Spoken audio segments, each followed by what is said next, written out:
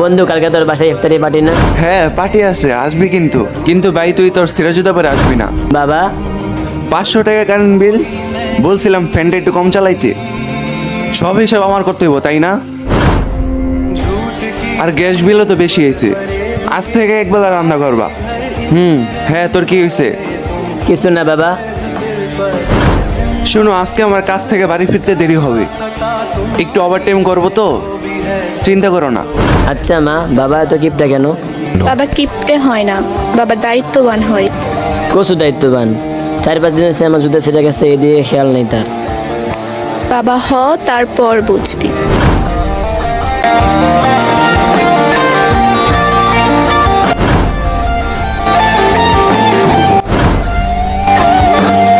কিরে পছন্দ হয়েছে?